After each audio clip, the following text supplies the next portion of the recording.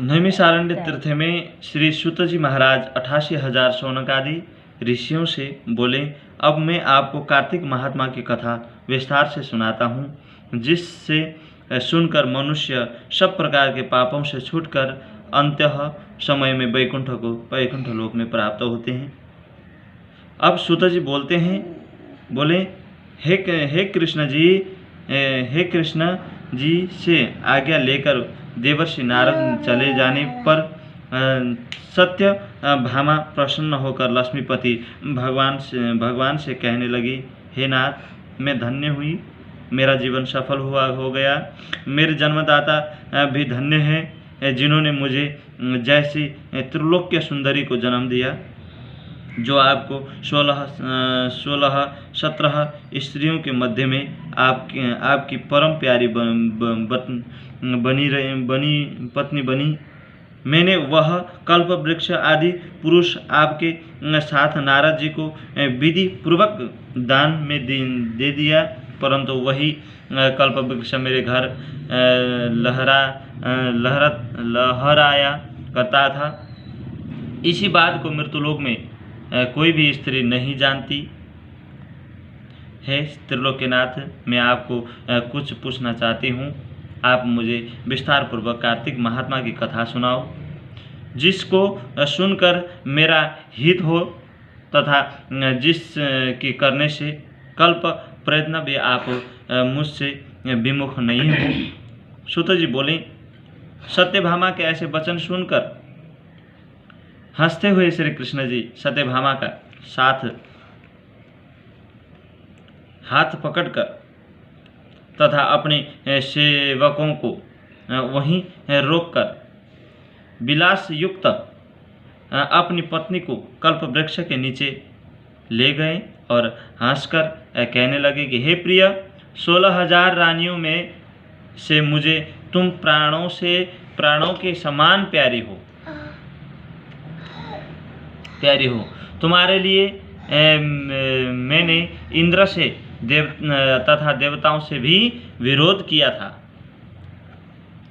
हे कांते, जो बात तुमने पूछी है, उन अद्भुत बातों को सुनकर सूत जी बोले, एक दिन श्री कृष्ण भगवान ने सत्यभामा की प्रिय कामना के लिए गरुड़ पर सवार होकर इंद्रलोक जाकर कल्प वृक्ष मांगा। तब इंद्र के मना कर देने पर गरुड़ का इंद्र से घोर युद्ध हुआ और गौलोक में गरुड़ जी ने गौ से युद्ध किया। गरुड़ की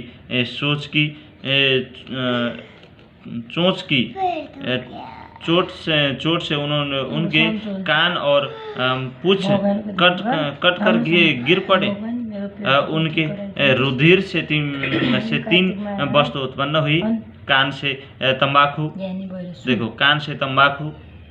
पूंछ से गोभी और खून से मेहंदी। इन तीनों के प्रयोग करने से मोक्ष प्राप्ति नहीं होती। तब गौ ने भी क्रोध में होकर गरुड़ को मारा, जिससे उनके 3 पंख कटकर गिर गए, जिनके पहले पंख से नीलकंठ, दूसरे से मोर, तीसरे से चकवी उत्पन्न हुए। हे प्रिय, इनके दर्शन मात्र से ही शुभ फल की प्राप्ति होती है। यह सुनकर सत्यभामा बोली, हे प्रभु, मैंने पिछले जन्म में कौन से दान व्रत व जप किए हैं, मेरा कैसा स्वभाव था तथा मैं किसकी पूर्ति थी और मुझे मृत्युलोक में जन्म लेना पड़ा। मैंने ऐसे कौन से शुभ कर्म किए जिससे आपकी अर्धांगिनी हुई।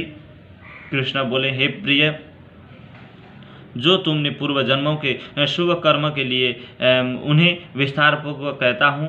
पूर्व समय में सत्ययुग के अंत में मायापुरी में त्रिगोत्र के वेद शर्मा देव शर्मा नाम का एक ब्राह्मण देवांत का जाने वाला रहता था। वह रोज अतिथियों की सेवा, हवन और सूर्य भगवान की पूजा किया करता था। उसका तेज सूर्य के समान तेजस्वी था। उसके वृद्ध अवस्था में सतगुणी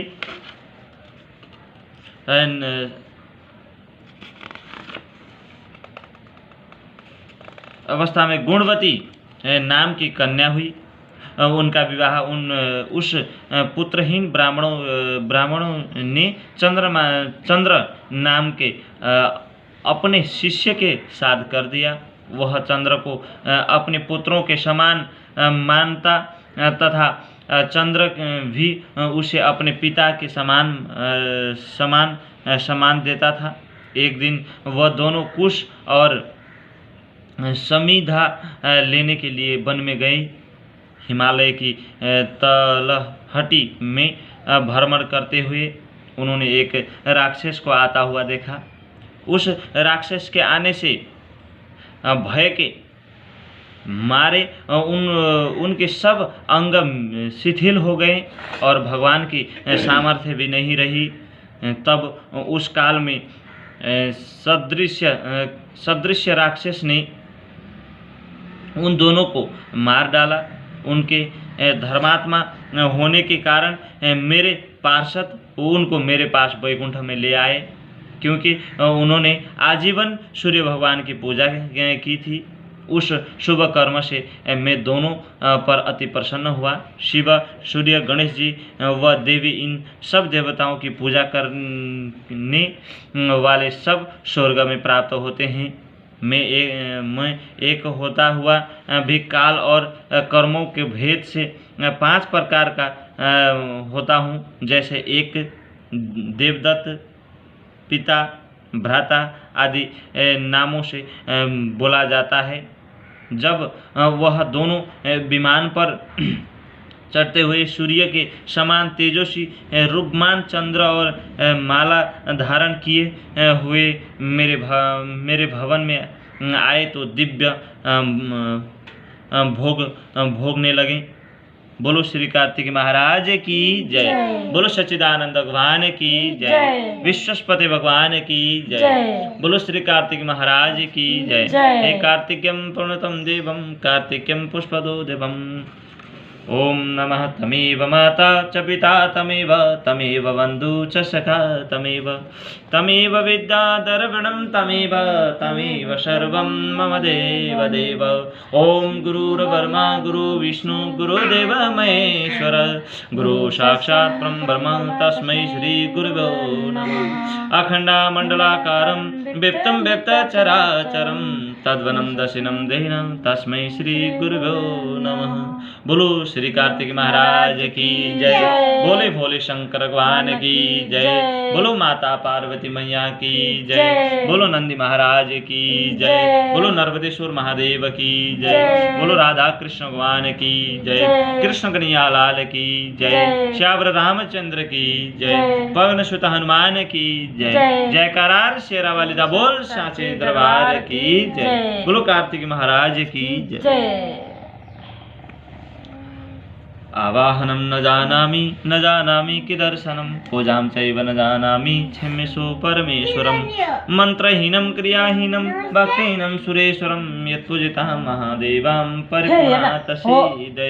हे प्रभु, हम न तो आवाहन करना जानते हैं, न तो पूजन करना जानते हैं, न कोई आपका कर्म जानते हैं, फिर भी आपका पूजन किया, फिर भी आपकी कथा श्रवण की। मंत्रहीनम, कोई मंत्र में हीन हुआ होगा, कोई कर्म में हीन हुआ होगा, कोई बोली में हीन हुई होगी, फिर भी हमारे से परिपूर्ण होकर हे प्रभु, हे कार्तिक महाराज, सदा सर्वदा हमारे को सुख दें, संतोष दें और हमारे जीवन में भगवान सदा सदा प्रसन्न होकर कृपा करे रखें। बोलो श्री कार्तिक महाराज की जय। जय। ओम नमः आयुध संभव।